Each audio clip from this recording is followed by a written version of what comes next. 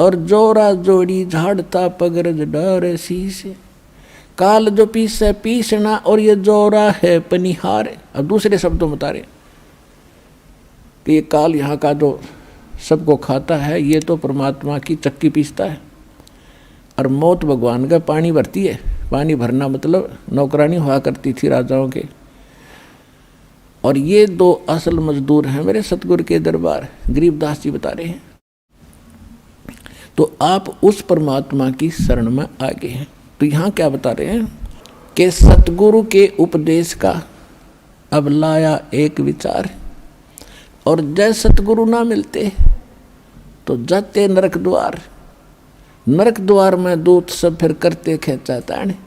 अब आप न पकड़ के कोई कुआं में गिरना चाहे, क्या खुश होके गिर जाओगे? पूरे हाथ पैर मारोगे, चिल्लाओगे और बैक मारोगे जितनी आपकी पैर बसाओगी। तो वहाँ तो नरक भी कुआ भी हाहाकार माच रही, उनका पीटे जा रहे हैं, कोई सड़ रहे हैं, कोई कौवे नोच रहे, और उस गड्ढे में आपको फेंकने के लिए ले जाते समूह के समूह को। हजारों की संख्या में यम के दूत भाले ले रखे होते हैं। ये जो शरीर है आपका, ये तो ऊपर का कुर्ता पजामा है। असली शरीर तो अंदर है, इसको सूक्ष्म शरीर कहते हैं। उसमें प्राणी मरता नहीं, लेकिन दर्द बहुत होता है। तो ये भूत प्रेत उस सूक्ष्म शरीर में घूमते हैं, वो आपको नहीं दिख सकते।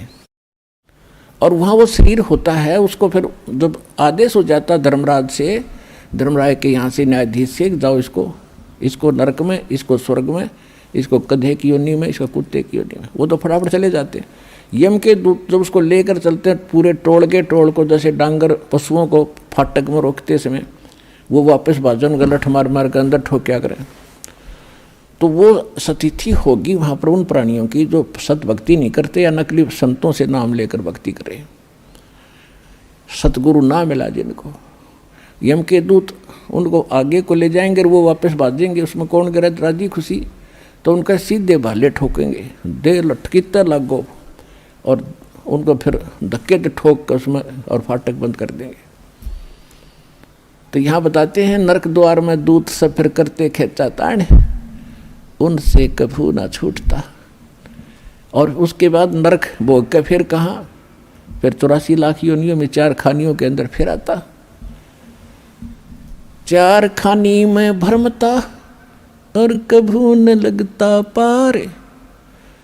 ये फेरा सब मिट गया मेरे सतगुरु के उपकार। अपरमात्मा की इस मंत्र को लेने से, मर्यादा में रहकर भक्ति करने से आपका कितना पहाड़ से भी बड़ा दुख टल गया, बाईपास निकाल दिया आपने, यदि मर्यादा में रहोगे तो। अब क्या कहते हैं परमात्मा के, सतगुरु के सजदे करूं कर्म छुटाए कोटि, और जो सतगुरु की निंदा करें उनके यम तोड़ेंगे होठ। कि ऐसे संत ने जो इतना उपकार किया, इतना निर्मल मार्ग, और ऐसे पहाड़ से भी भारी दुख जीव के बचा रहे हैं। और यहाँ इस जीवन में भी करोड़ पापों से आपको बचाया जा रहा है। बीड़ी मत पीना, शराब ना पीना, मांस मत खाना, भाई किसी की आत्मा ना दुखाना। अब आपको इतनी दया और ज्ञान होगा भगवान का, तो फिर आप इन पापों से बच के सारा दिन भगवान की भक्ति करते हो, ना बैठ के गप्पे मारो, किधर ताश खेलो, किधर राजनीति बतलाओ, किधर सिनेमा मार्ग फुड़वाओ बैठे बैठे। अब कितने बाईपास निकाल दिए, कितने कर्म छुटवा दिए आपके बुरे। कहते हैं सतगुरु के सजदा करूं कर्म छुटाए कोट। और ऐसे सतगुरु की जो निंदा करें फिर यम के दूत उनके होठ तोड़ेंगे, यानी ऐसा पीटेंगे कि तय लागो। होठ तो नाजुक होती हैं, कोई बालक ना धमकावे तो उठा पर ना मारा करे, एक आधा थप्पड़ चट्टू कमरे में मार ले। कहते वो होठ भी फूटेंगे तो नो सोच लो बेरहमी से पीटा गया वो। तो कहते वहाँ इतनी पिटाई होगी आपकी, ऐसे महापुरुष की जो निंदा भी करते हैं। और फिर क्या बताया है, 7 समुद्र की मसी करूं लेखनी करूं बन राय, धरती का कागज करूं गुरु गुण लिख्यो न जाए। अब क्या गुण लिखेंगे उस? ऐसे महापुरुष के जिसने ऐसे संकट से बचा दिया। एक कुत्ते का जीवन लिखण लग जाओ, जन्म होते वो क्या खाना शुरू करता है, कहाँ रहता है, गर्मी कितनी जोर की धूप पड़ती है, बाहर बिलख रहा होता है, सर्दी पड़ गिरती है, ऊपर से वर्षा भी होने लग जाती है, और वहीं गींडली सी मार के इकट्ठा हो नुपड़ा उपड़ा नुकर जाऊँ। अरे ये पहले आंटी पा के रहा था मनुष्य बना हुआ, जो भगवान कदे सोची भी कोई ना, यह भी बनेगी तेरे साथ। तो ऐसे दुखों से जिसने बचा दिया, और फिर खाना क्या खाता है, वो सूता उठते ही जाता है किसी, क्योंकि मैं कहा उसने रसोई में भोजन की, तो पहले द्वार में नहीं देखा, कोई देख तो नहीं रहा, फिर सीधा जाएगा रसोई की तरफ जहाँ मैं आ रही है इसने। अब रसोई में कौन घुसने दे, उसके को लठ मारेगा, जो हाथ में आ गया वो ठोका पहले तो उसके। जो रसोई में घुसने की कोशिश कर रहा है, बाहर खड़ा रहा, तुमको टूक मिल भी जा, पर इतनी उसमें संतोष नहीं रहता, भूखा मरा सूता सारी रात तो कुर्रा आया बैठ के, भौंक्या भी मतलब। तो ये दुर्गति होगी, और वहाँ लगा लठ, फिर वो थोड़ी देर तक चिल्ला होगा, फिर शायद दूसरे घर की तरफ ताकेगा कि शायद यहीं दाव लग गया। अब दूसरे घर में जब जाता है, वहाँ उसके भाग को जूत मिले कि टूक मिले, जब वहाँ भी लठ लग गया, तो फिर वो खखाट उठा है, बाहर जाता जंगल में। उसको पता है कि वो मार नहीं खाई जाएगी, फिर क्या खाता है, वो टट्टी खाता जा करके। ऐसी हालत हमारी होनी थी, और इस नाम से, और इस भक्ति से, और इस बंदी छोड़ की दया से आप इन सब से बाईपास निकल गए। तो कहते फिर क्या गुण लिखे इसे महापुरुष का, इसे भगवान का। 7 समंदर की स्याही बना दूं इंक, और पूरी धरती का कागज बना लूं, सारे वृक्षों की कलम बना कर रख लूं, और फिर लिखण लग जाऊं, ये भी घिस जा, सातों समुद्र भी खत्म हो जा, पृथ्वी जितना बड़ा कागज भी थोड़ा पड़ जा, उस गुरु के गुण नहीं लिखे जा सकते।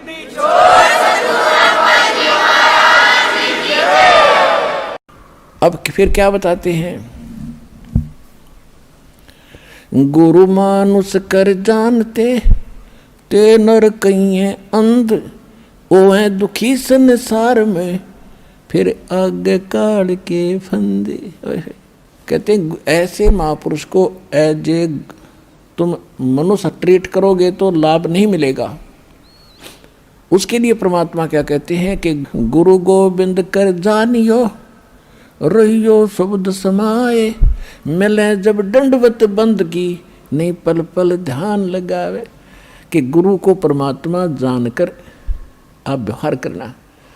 अपना तो एक सीधी सी बात है, जैसे ये दास परमात्मा ने भेज दिया, तो दास वो परमात्मा नहीं है जिसकी आपको चाह है।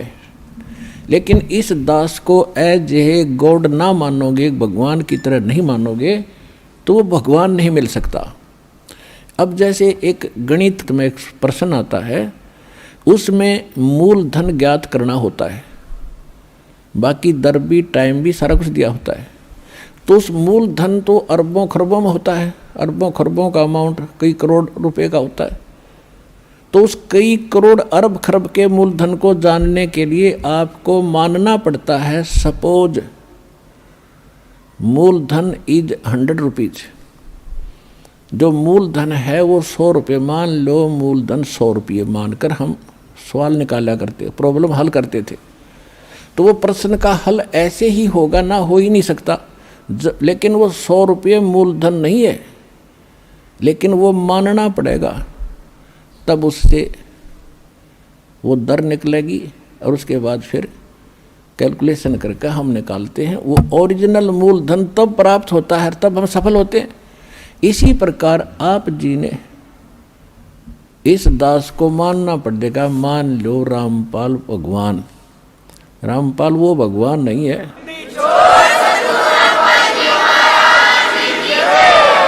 और इसको एज ए गॉड ट्रीट करके